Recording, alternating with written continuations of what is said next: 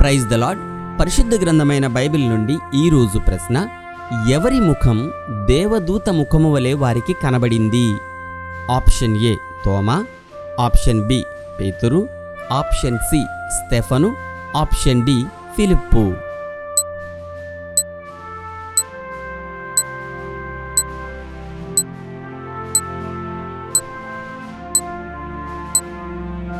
సరియైన జవాబు స్టెఫను.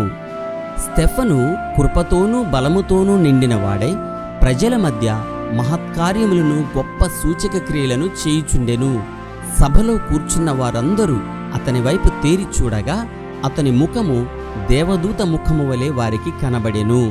ఇది అపోస్తుల కార్యములు 6వ అధ్యాయము 8-15 వచనములలో వ్రాయబడి ఉన్నది.